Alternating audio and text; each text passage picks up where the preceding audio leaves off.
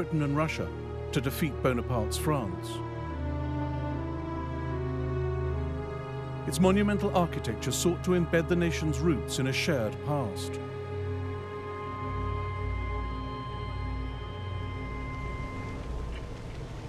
But the Kaiser in 1913 realized that the process of unification was not complete, and that spelt weakness. Whereas England forms a political unit, Germany resembles a mosaic in which the individual pieces are still clearly distinguishable. This is shown by the army, which is still made up of contingents from the various German states, all wearing different uniforms. The young German Reich needs institutions which are clearly German. Beneath one flag, Germany remained extremely diverse.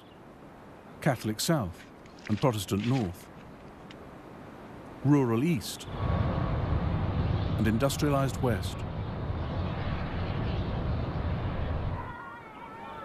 Germany seemed ultra-conservative, but boasted a modern welfare state which inspired Britain's pre-1914 reforms. I have been shown round one of the new labour exchanges by the mayor of Strasbourg. I saw some of the poorest fellows in German society, but they all had an insurance card, entitling them to benefit in sickness, invalidity, infirmity, and old age. There is no doubt that these labour exchanges are tremendous. The honour of introducing them into England would be in itself a rich reward.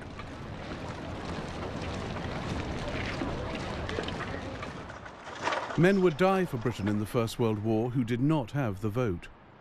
Perhaps half failed to meet the qualifications. But in Germany there was suffrage for all men over 21. The largest party in the Reichstag, or parliament, was socialist, and yet none of this added up to democracy. Germany's government was accountable not to her people via the Reichstag, but to her emperor. The call for political reform was growing loud, but Germany entered the First World War governed by an autocrat, and his character was as burdened by paradox as his country was.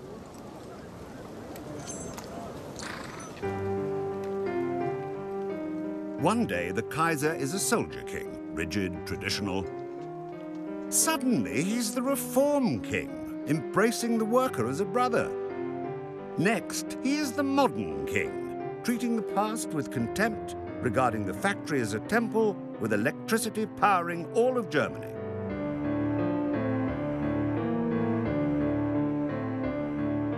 Kaiser Wilhelm II was Queen Victoria's oldest grandson, cousin to both Britain's George V and Tsar Nicholas II of Russia. Wilhelm was born with a withered left arm for which he compensated with sports, sailing, riding and hunting. He had an immature streak, dressing up and playing often cruel practical jokes.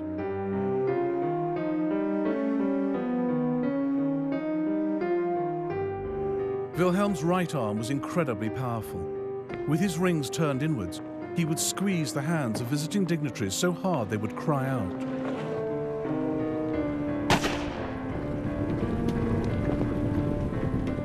A king's insecurities matter little if he has no power, but the Kaiser was Germany's commander-in-chief, its supreme warlord. In no area has the Kaiser views of his own, and he doesn't know what to do. Sadly, he's putty in the hands of clever people and makes surprising leaps of judgment all over the place. Everything he decides is motivated by his desire to be popular.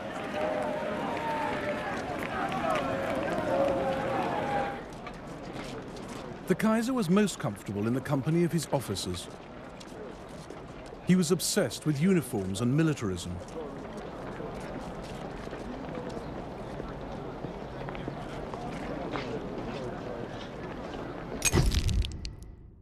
His army's ethos was rigidly professional, though even in peacetime half were conscripts. They were highly disciplined and the guardians of the German state. The French were old enemies.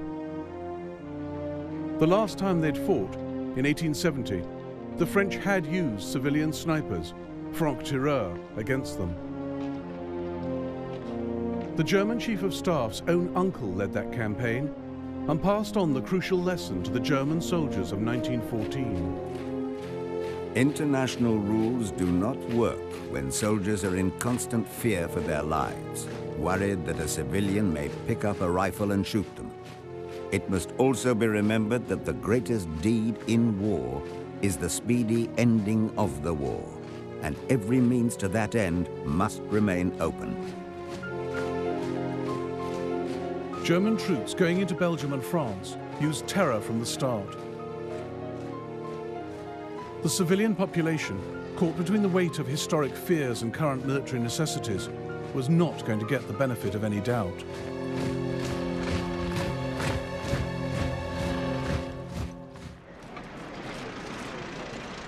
Belgian and French forces bore the brunt of the German onslaught.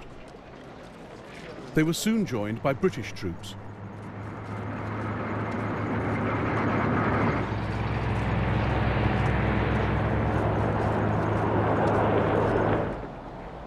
In all, 100,000 men of the British Expeditionary Force crossed the Channel in the early weeks of the war. On the 21st of August, British troops moved into position alongside the French Fifth Army near the Belgian town of Mons, close to the French border.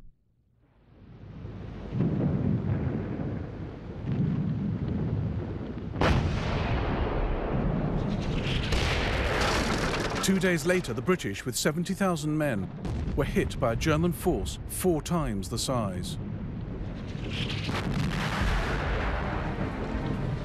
I focused the telescope and saw a number of little grey figures. More and more were appearing.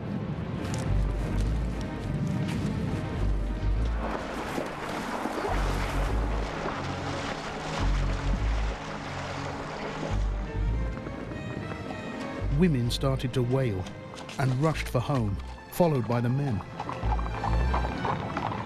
While children, torn by curiosity, lagged behind, turning to see. In a few seconds, all these civilians were fleeing along the roads.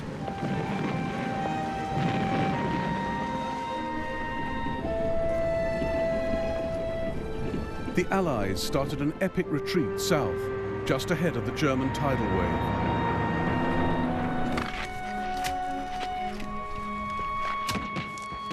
The war on the Western Front did not begin in the trenches. These early months were mobile, fast, dangerous. In the first 4 weeks, the German army lost over 250,000 men killed, wounded, and missing.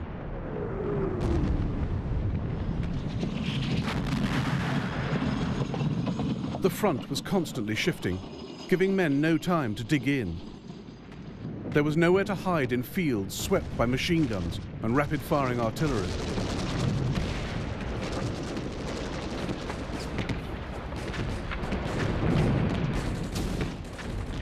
British soldier Edward Dwyer won the Victoria Cross on Hill 60 in Belgium. He was just 19. He recalled the retreat from Mons on a sound recording made in 1915. He was killed a year later. I was already in the army when the war broke out and went to France on August 13, 1914. You people over here don't realize what our boys went through in those days. That march from Mons was a nightmare. Unless you've been through it, you can't imagine what an agonizing time it was. We used to do from 20 to 25 miles a day. There was only one thing used to cheer us up on the march, that was singing. We're here because we're here, because we're here, because we're here. We're here because we're here, because we're here, because we're here.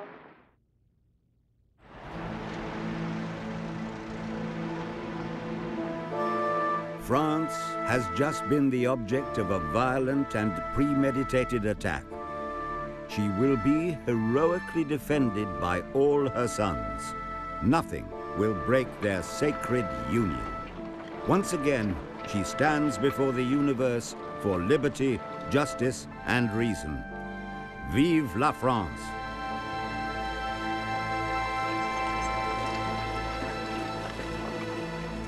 At the war's start, Poincaré had appealed to all France for national unity.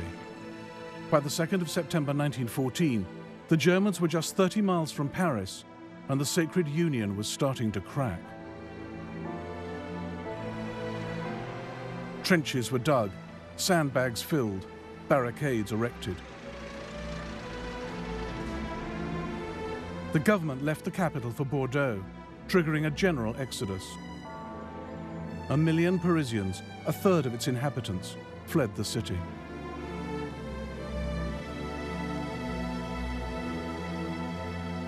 The fate of Paris and France would be decided on the River Marne.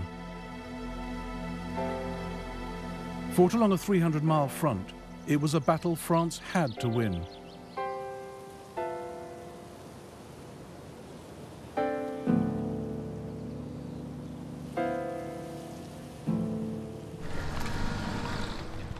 But although the Germans had their enemy's capital almost in sight, their advance was outstripping supply lines. There were few lorries in 1914. Horses pulled the guns and wagons. General von Moltke, the German commander, grew alarmed.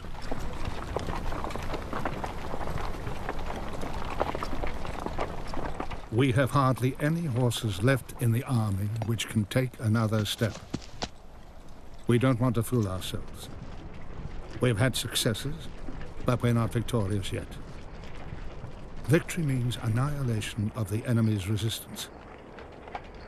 But where are all the French prisoners and guns we should have been capturing?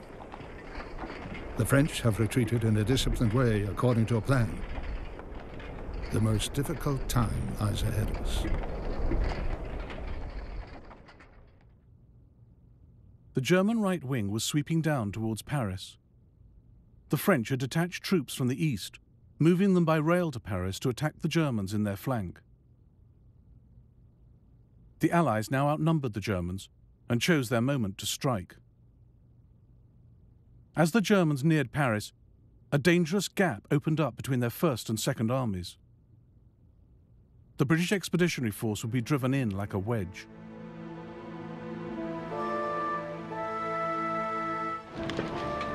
To the French, it is their own home, and it makes them mad. We somehow fight on with no increased animosity. But the French really are giving everything. And it makes one wonder if people in England realize what the advance of an invading army over a country means. On the eve of battle, the French commander-in-chief, Marshal Joffre, addressed his officers. When a battle begins upon which the nation's salvation depends, we cannot look back.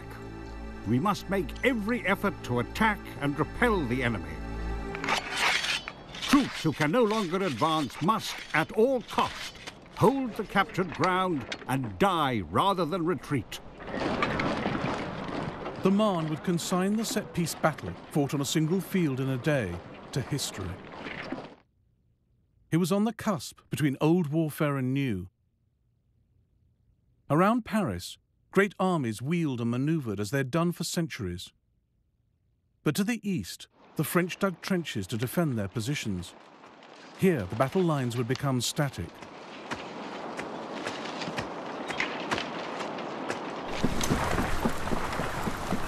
The Battle of the Marne began on the 5th of September, 1914.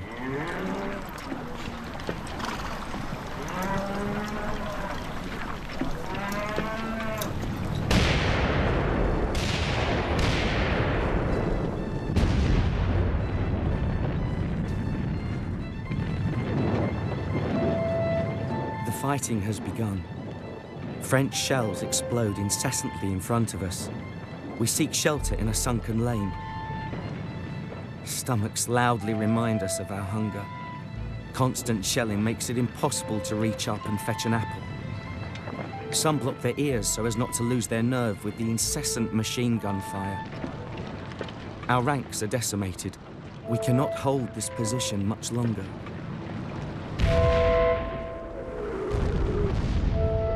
Pieces of shrapnel whistled past me. I felt I'd been hit. My knee was giving way as I walked. I wasn't sure what had happened. I stopped and pushed my finger through a hole